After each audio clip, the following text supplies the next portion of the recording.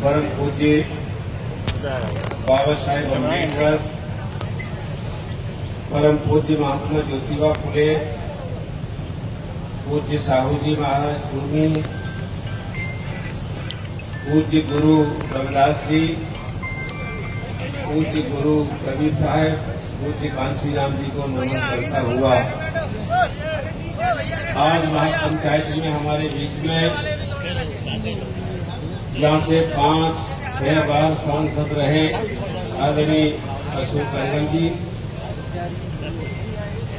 हमारी बहन आदरणीय शारदा सोलंकी जी,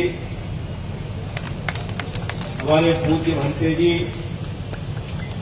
प्रशासन से रिटायर हुए एडिशनल कलेक्टर साहब, और मैं सभी को सम्मानित मंच कह दूं चल जाएगा काम, सभी को सम्मानित मंच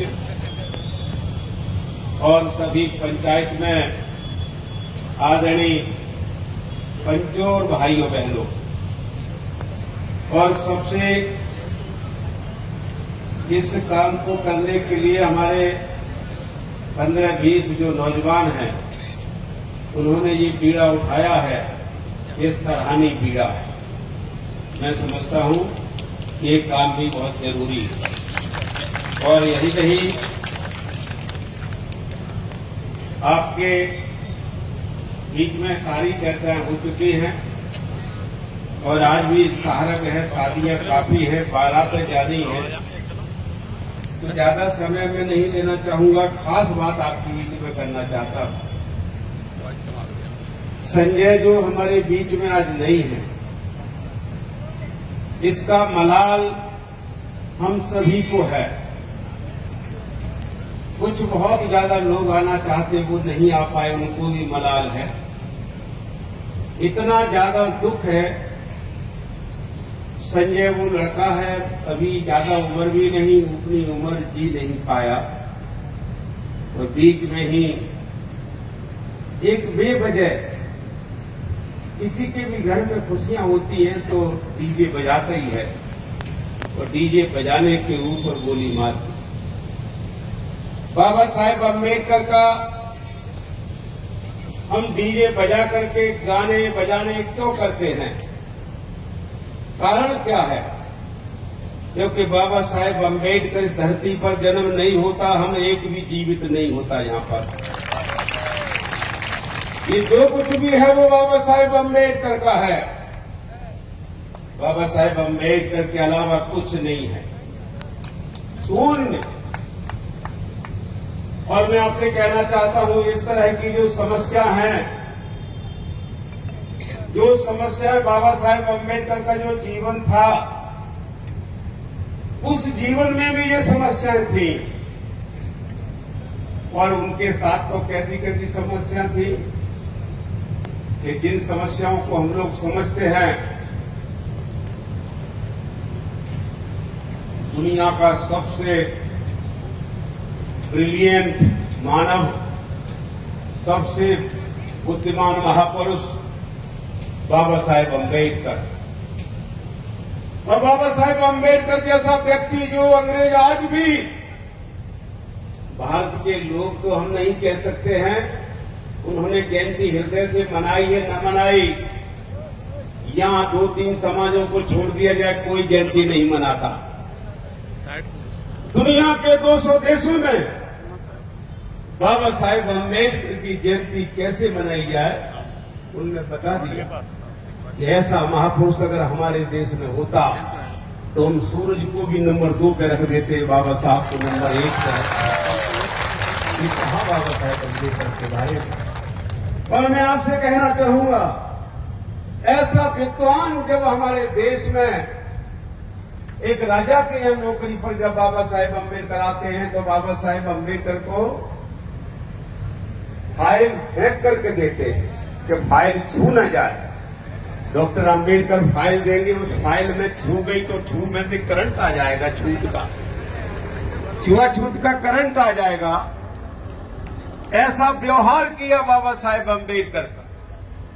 और बाबा साहेब अम्बेडकर ने जब ये समस्याएं, हमारा भाई संजय ही अकेला नहीं, हजारों नौजवानों का कत्ल ऐसे किया जाता है, ऐसे ही उस समय कत्ल किया जाता होगा।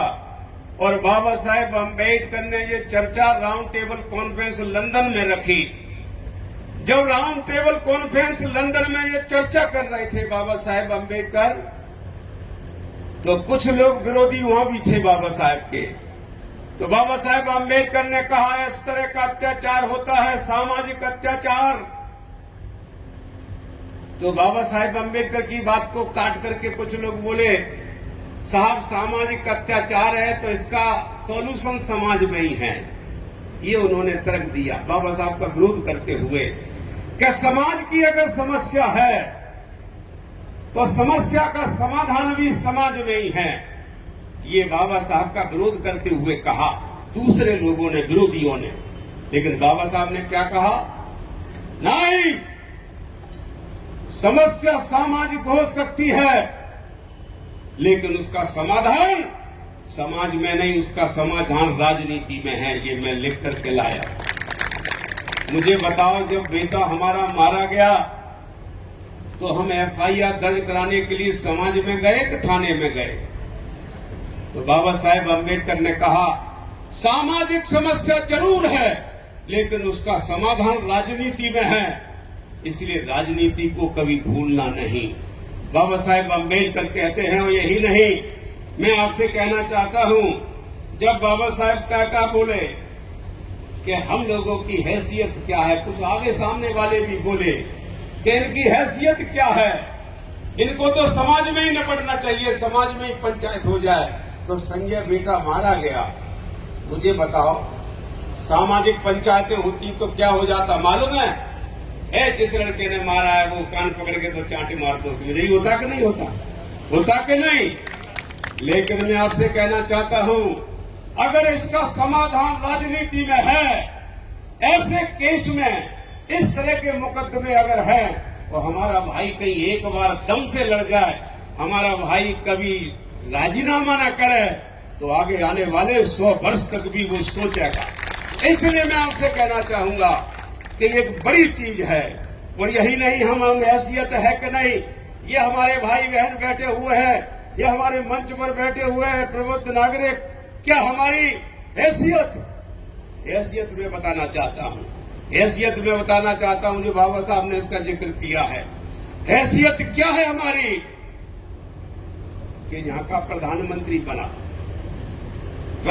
बना भारत का, कई राष्ट्रपति बने, मुख्यमंत्री बने, राज्यपाल बने, मंत्री बने, एमएलए एमपी बने। मैं आपसे कहना चाहता हूं, क्या मुख्यमंत्री या प्रधानमंत्री जो बना हो, प्रधानमंत्री जो बना हो, बस वो जनरल कास्ट से रिश्ता रखता हो? क्या प्रधानमंत्री बना है? और प्रधानमंत्री, उसकी 500 महिलाएं कभी मंच पर से नीचे बैठ करके कभी तालियां बजाने का काम किया होगा उनने?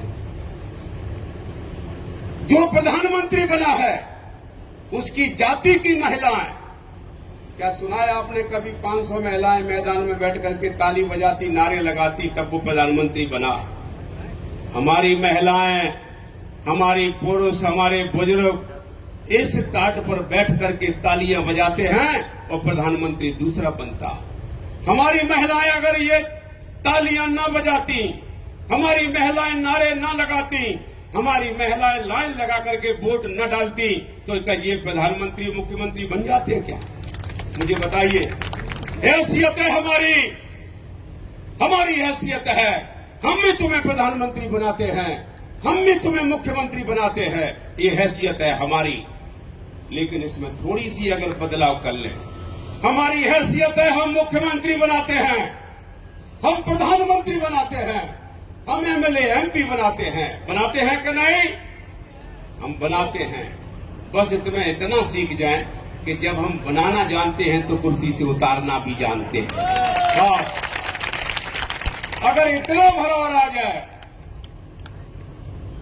तो मैं आपको दावे से कह सकता हूं कि हमारी बहू बेटियां इनको मुख्यमंत्री बनाती हैं, हमारी बहू बेटियां इनको प्रधानमंत्री बनाती हैं, हमारी बहू बेटियां इनको प्रधानमंत्री और मुख्यमंत्री की कुर्सी से उतारना और सीख जाएं, हमारे भाई बहन और सीख जाएं, तो आने वाले 1000 साल तक आपकी तरफ कोई कंकड़ फेंकने की उम्मीद सब समझ लेना, औकात नहीं है।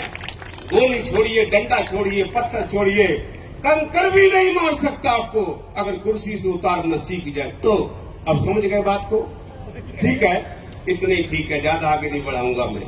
और यही नहीं, बाबा साहेब अम्बेडकर क्या कहते हैं फिर, कि हम में हैसियत है कि कुर्सी पर बिठा सकते हैं तो कुर्सी पर उतार भी सकते हैं, लेकिन ये हमारा समाज नहीं अभी मान पाया।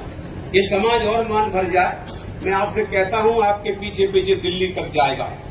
अब उतारना सीख गए नहीं तो यहां आप बैठेंगे, नीचे से आकर के ऐसे ऐसे करेगा। उतारना सीख गए तो ट्रेन में बैठने जाओगे, ट्रेन तक पीछे पीछे आपको छोड़ने जाएगा।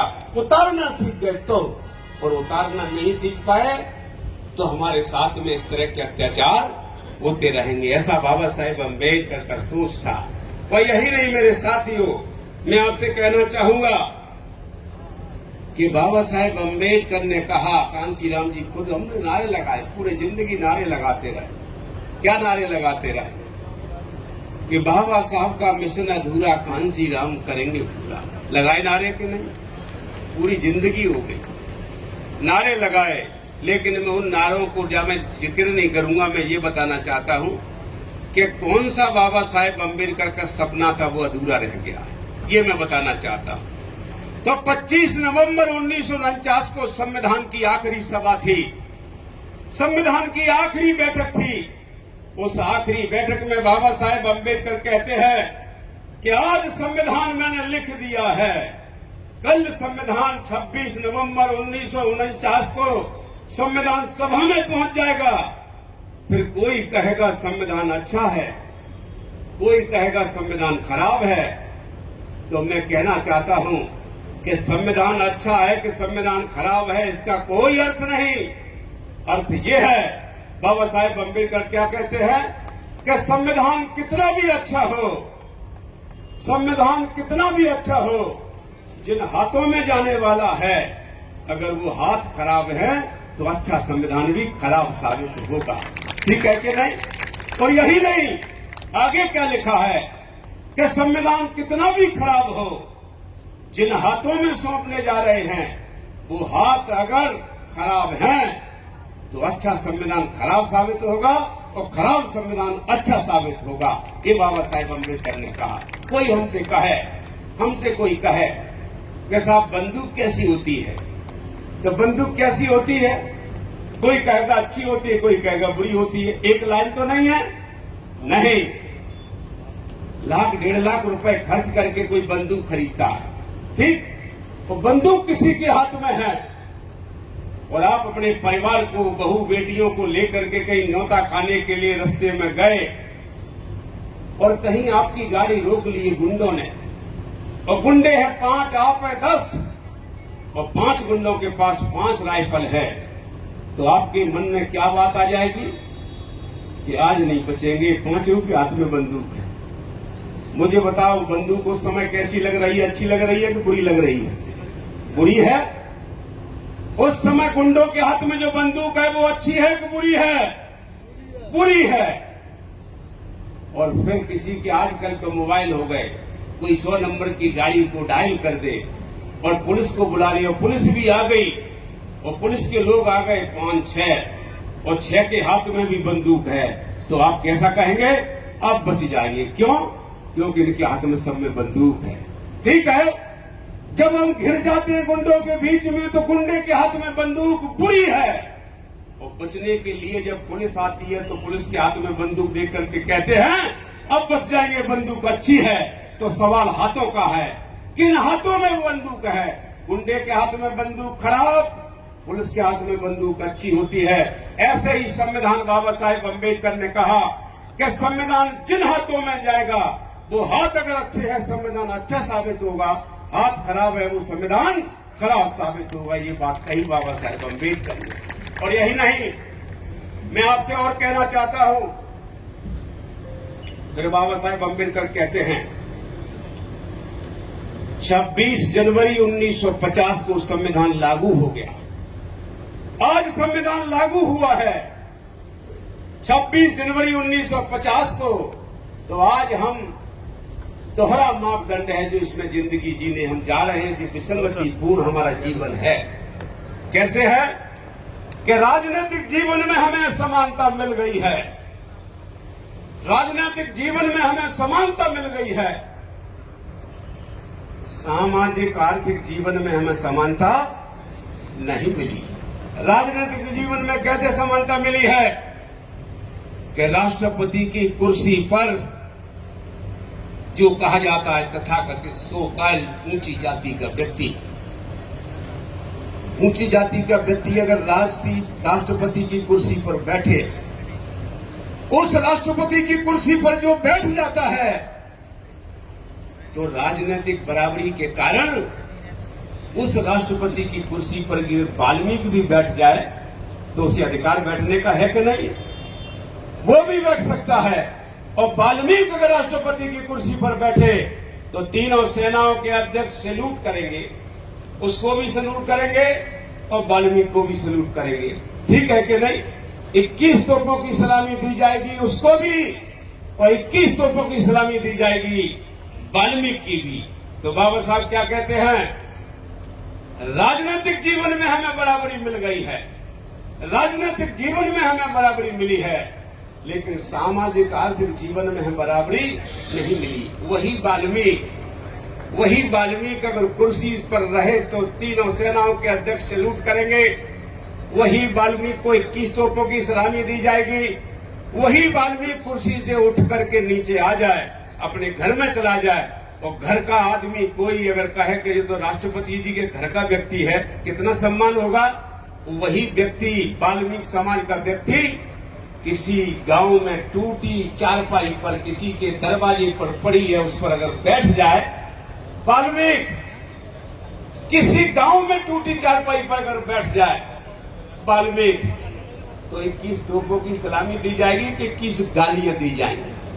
समझे नहीं बात को? लट्ठे भी पड़ जाएंगे, कहीं कहीं तो पिट भी जाएंगे।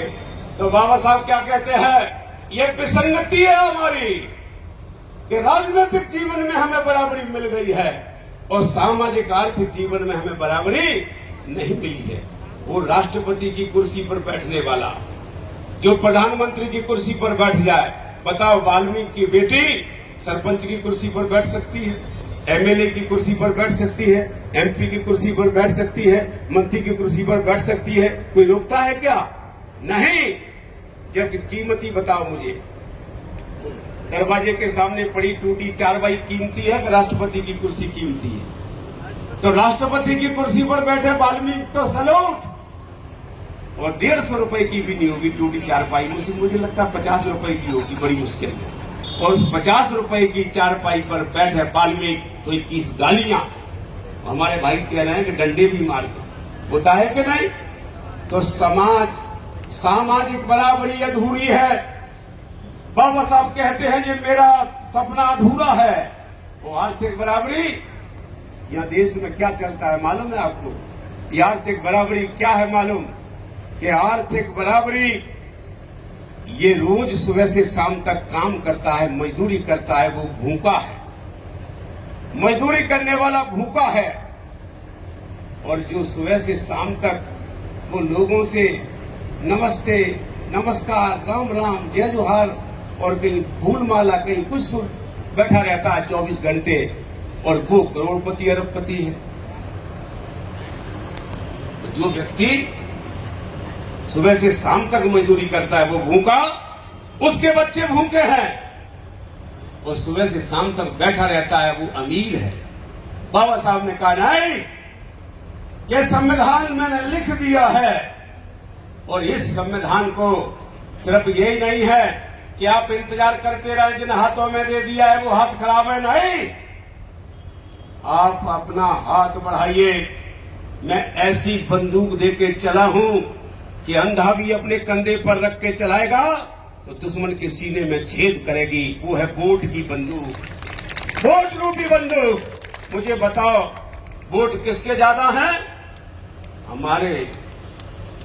और वोट ज्यादा वाला हारेगा, वोट ज्यादा वाला पिटेगा, वोट ज्यादा वाला मार खाएगा, वोट ज्यादा वाला गाली खाएगा, वोट ज्यादा वाला रोटी नहीं है, उसे पानी पीने को नहीं है, और जिसके पास कुछ नहीं है वो आनंद मंगल में है।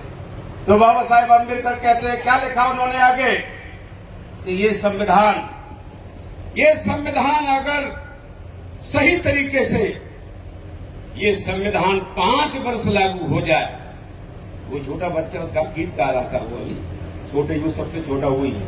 तो बाबा साहब का क्या कहना मालूम है कि ये संविधान 5 वर्ष सही तरीके से लागू हो जाए और इसका पिता, कोई बच्चा छोटा, उस छोटे बच्चे का पिता 5 वर्ष तक सही तरीके से संविधान लागू हो जाए और वो अपनी संपत्ति अपने बेटे को छोड़ेगा, चाहे तो बड़ा हो जाए तो छोड़ जाए, चाहे किसी भी स्थिति में छोड़े। जब छोटे बच्चे के हाथ में कितनी संपत्ति आएगी, जिस समय संविधान 5 वर्ष लागू होने की प्रथा हो जाए सही, जैसा बाबा साहेब अम्बेडकर ने कहा, वैसे तो जी 2 साल का 5 साल का बच्चा ये कम से कम 3-4 करोड़ का मालिक बनेगा, जब बाबा साहेब अम्बेडकर की संविधान अगर 5 वर्ष लागू हो जाए। तो बताओ मुझे, बाबा साहब के अनुसार ये संविधान को 5 वर्ष कौन लागू करेगा? जो आपको गोलियां मारते हैं, ये लागू करेंगे क्या जो लागू करेंगे जो आपको गाली देते हैं? क्या ये लागू करेंगे जो आपके तहसील और कोर्ट में जाकर के आपको लूटते हैं? क्या मुझे बताओ, वो चाहते भी नहीं है कि इस बिरादरी के लोग जिंदा रहे। तो मैं आपसे कहूंगा कि ये संविधान इस प्रकार का है। और रही बात इसकी कि ये समस्या का समाधान, ये तो आपको पता ही है। एक और दूसरी घटना हुई है इसमें, दिमनी थाने में वो भी घटना हुई है, उसके एक उंगली और एक उसका पैर भी तोड़ दिया है, और अभी भी वो घटना काफी वायरल होने वाली है, अभी वायरल हो रही है। तो मेरा कहने का तात्पर्य है कि जो महापंचायत है, इस महापंचायत का एक तो ये है, हमारे नौजवानों ने आपको इकट्ठा किया है, आपके विचार सुने, आपके विचार इसमें रखे भी गए हैं, इस आधार पर हम लोग चल जाएं। लेकिन मैं आपसे दावे से कह सकता हूं कि बाबा साहेब अम्बेडकर के हिसाब से अगर हम लोग चलेंगे, बाबा साहेब अम्बेडकर ने जैसा कहा है वैसे चलेंगे। और बाबा साहेब अम्बेडकर का आपने सोचा हो कि पूरा हमने पढ़ लिया, नहीं। बाबा साहेब अम्बेडकर का अगर पूरे वॉल्यूम पढ़ेंगे तो 44 वॉल्यूम है। 44 वॉल्यूम अगर आप पढ़ेंगे तो मुझे लगता है बहुत समय लग जाएगा, लेकिन वो वॉल्यूम आप पढ़ लेंगे। और जिस दिन उस वॉल्यूम को पढ़ने के बाद, जिस दिन आप उस वॉल्यूम के बाद वोटिंग करेंगे, आपका भाई कोई न कोई, आपका भाई इस राज्य का मंत्री, मुख्यमंत्री, देश का प्रधानमंत्री जरूर बन जाएगा। तो क्या ऐसे कोई गोली मार सकता है क्या? ये बाबा साहेब अम्बेडकर ने कहा है। और मैं आपसे कहूंगा, यही नहीं, आगे और कहा है कि कुछ लोग ऐसा कहते हैं, उसके बारे में मैं कहना चाहता हूं कि राजनीति वह मास्टर चाबी है। ये आप जानते भी है, काफी हमारे पढ़े लिखे लोग भी हैं। मैं कोई ऐसी बात नहीं बता रहा जो आपने पढ़ी ना हो, आपने सबने पढ़ा होगा लगभग। राजनीति ऐसी मास्टर चाबी है, ऐसी मास्टर चाबी है, जो मास्टर चाबी इससे हर प्रकार की समस्या के ताले खोले जा सकते हैं। यही राजनीति, ये बाबा साहेब अम्बेडकर का। और बाबा साहेब अम्बेडकर का मैं दावे से कहूंगा, अगर हम सुकून से बाबा साहेब अम्बेडकर को अगर हम समझ लें और बाबा साहेब अम्बेडकर के बताए मार्ग पर हम चल जाएं, तो मैं दावे से कह सकता हूं, ये हमारा बेटा संजय, हमारा भाई संजय, एक बच्चा संजय जो बुरी तरह से मार दिया गया है बाबा साहेब अम्बेडकर की जयंती पर, मैं तो ये कहूंगा, दुख तो हम और आपको मिला है। संजय को तो 14 अप्रैल मिला। 14 अप्रैल मालूम है क्या है? 14 अप्रैल बाबा साहेब अम्बेडकर का जन्म हुआ था। और बाबा साहेब अम्बेडकर के जन्म के दिन आज ठीक है, कोई सोचा ना समझे, लेकिन आने वाले समय में उनके माता पिता से भी मैं कहना चाहता हूं और आप सभी भाइयों से कहना चाहता हूं, ये दिन कभी भुलाना मत, ये दिन कभी मत भुलाना। ये 14 अप्रैल ये उनके पिता हैं, ये पिता हैं, कभी भुलाना मत 14 अप्रैल। 14 अप्रैल के दिन आपके बेटे ने ये 14 अप्रैल के दिन कुर्बानी दी है बाबा साहब के अम्बेडकर के लिए। ये कुर्बानी भूला ही नहीं जा सकती। और एक दिन आने के बाद आते समय अगर हम इसी लाइन पर चलते रहे, इस संजय की मैं दावे से कहता हूं इसी धरती पर पूजा होगी इस आने वाले समय में। और यही नहीं, मैं तो कहूंगा आने वाले समय में जो कुछ होगा, ऐसे लोग हमारे कोख में पैदा होंगे, ऐसे बच्चे हमारे समाज के बीच में पैदा होंगे, ये बाबा साहेब अम्बेडकर के किसी तिथि पर कुर्बानी देंगे। ये कुर्बानी कोई छोटी मोटी कुर्बानी नहीं है, ये कुर्बानी बहुत बड़ी कुर्बानी है। और मैं आपसे कहना चाहूंगा, यही नहीं, ये बच्चा है मारा गया, कार्रवाई भी लगभग पूरी हो गई है, शायद उसमें 1-2 लोग बचे हैं, बाकी गिरफ्तार हैं, जेल में हैं, लेकिन वो भी खाना पूर्ति जो भी हो जाएगी, कोई बात नहीं। लेकिन आपसे मैं कहना चाहता हूं कि ये क्षेत्र में सदमे का माहौल नहीं होना चाहिए। मुरैना जिले के अंदर सदमे का माहौल नहीं होना चाहिए कि सदमा लग गया है कि बच्चा मारा गया, हमारा भी मारा गया। नहीं, ये सदमे का माहौल नहीं होना चाहिए कि एक आदमी मर गया, अब तो भैया जय भीम बंद कर दो, अब तो 14 अप्रैल को ये डीजे निकालना बंद कर दो। ये तो नहीं होगा। ये 14 अप्रैल ये सदमे का माहौल नहीं होना चाहिए। हमें गर्व होना चाहिए। पिता दुखी है, दुखी पिता से मैं नहीं कहना चाहता हूं, लेकिन मैं आपसे कहूंगा कि ये गर्व की बात है। ये धन्य है मुरैना जिला कि मुरैना जिले का ही एक नौजवान संजय वो 14 अप्रैल पर भी अपनी कुर्बानी दे गया है। ये छोटी बात नहीं है। ये मुरैना की धरती को लोग चूमेंगे आने वाले समय में। जो मैं कह रहा हूं, लिख लो आप। इस मुरैना की धरती को एक दिन आने वाले समय में पूछेंगे, कौन था वो लड़का, कौन था वो संजय। उसके पिता को हमको मिलवाओ, और पिता भी बाई देवे ना रहे, उनको मिलवाओ, उस घर को दिखाओ, जिस जगह में वो मारा गया उसको बचाओ। मैं आपको दावे से कह रहा हूं, ये धन्य हो जाएगा मुरैना जिला। और फिर मुरैने से बात बढ़ेगी, फिर राज्य में जाएगी, और राज्य से बढ़ेगी देश में जाएगी। ऐसे पूत कहीं भी पैदा हो तो क्या कहना चाहिए, ऐसे पूत हमारी कोख में पैदा होनी चाहिए, क्योंकि जो बाबा साहेब अम्बेडकर के 14 अप्रैल को भी धन्य साबित कर गए। और मैं कोई ये नहीं कह रहा हूं कि कहीं जाकर के आप ये कहने लगे कि बहुत गड़बड़ हुआ है, अब मत निकालना तुम 14 अप्रैल को डीजे, अब गाना वाना मत बजाना। ये तो नहीं होगा, नहीं होगा। मैं आपसे कहना चाहता हूं कि वो धन्य का पात्र है, वो बेटा है आपका, वो मुरैना का बेटा है, वो धरती का बेटा है। वो आने वाले समय में बाबा साहब का, आने वाले समय में बाबा साहब का सही, वो आने वाले समय में शिष्य माना जाएगा। माना जाएगा कि नहीं माना जाएगा, ये दिन किसको मिलने वाला है। इसलिए मैं आपसे कहूंगा, और उस कार्रवाई में कहीं भी किसी को, परिवारजन को जो कुछ करना है, मैंने भी इनको बता दिया। गांव में गया था उनसे मिलने के लिए, तो जो कार्रवाई रह गई है वो कार्रवाई भी पूरी करनी है। ये गिरफ्तारी के अलावा भी और कार्रवाई रह गई है, वो भी पूरी करना है। सभी हम और आप मिलकर के ये परिवार को कहीं ये ना माने कि दूर का परिवार है, नहीं, ये परिवार हम और आपका ही परिवार है। और हम और आप इस परिवार के लिए जो भी जरूरत बन पड़ेगा, हम इस परिवार के लिए सब कुछ कर मरेंगे, हम पीठ नहीं दिखाएंगे।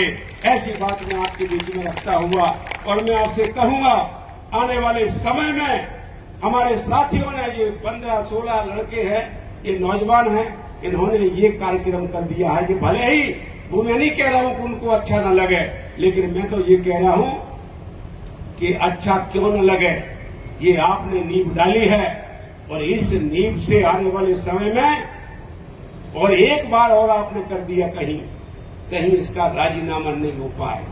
और मैं आपको बता दूं, पर ऐसा दंड मिल जाए तो 50 साल तक मुरैना में कोई गोली बंदूक छोड़िए, कंकर भी मारने वाला नहीं पता है। सभी को धन्यवाद। जय भीम, जय भारत।